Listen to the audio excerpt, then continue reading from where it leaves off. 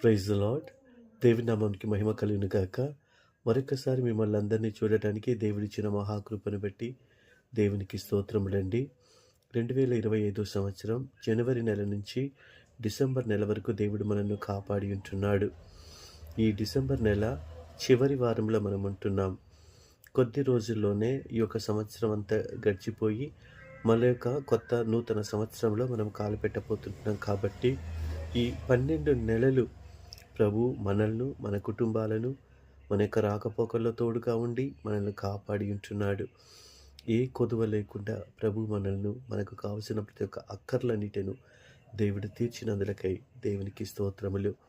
అనేక విషయాలలో మనం అపనమ్మకస్తులుగా ఉన్నప్పటికీ కూడా నిన్ను పిలిచినవాడు నమ్మకస్తుడు అన్న వాగ్దానం ప్రకారంగా దేవుడు తన యొక్క వాగ్దానంలో నమ్మకస్తుడుగా ఉండి దేవుడు మనల్ని ఈ యొక్క సంవత్సరం అంతయు కాపాడి ఉంటున్నాడు. దానికి ప్రతిగా అనేకమైనటువంటి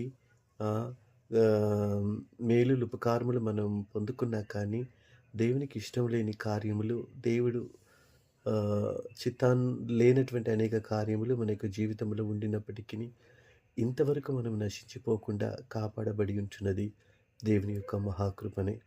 ఈ యొక్క సందర్భంలో నేను బైబిల్లోని ఒక వాక్యాన్ని మీకు జ్ఞాపకం చేస్తుంటున్నాను.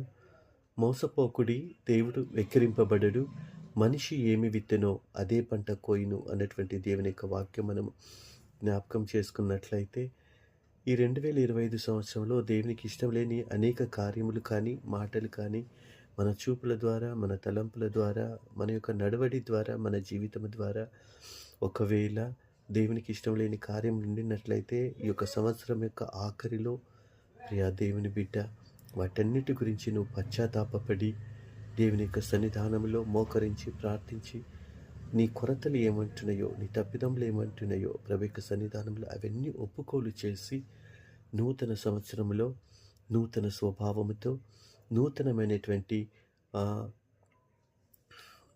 నూతనమైనటువంటి అనేక దైవికమైన కార్యములతో నువ్వు అడుగుపెట్టి దేవుని ఆశీర్వాదములకు నువ్వు పాత్రుడు కావాలని నేను కోరుకుంటున్నాను.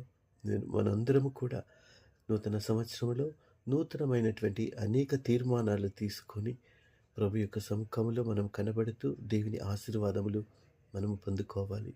ఎక్కడో వచ్చే సంవత్సరం ఎలా ఉంటుందో మనకు తెలియదు. వచ్చే సంవత్సరంలో మన మన మన జీవితంలో జరగబోయే సంఘటనలు ఏవి కూడా మనకు తెలియవు. కానీ ప్రభు పట్ల మనం నమ్మకంగా ఉన్నట్లయితే, ప్రభు చిత్తానుసారంగా మనం జీవించినట్లయితే నిశ్చయముగా 2026 సంవత్సరంలో మనలను, మన కుటుంబములను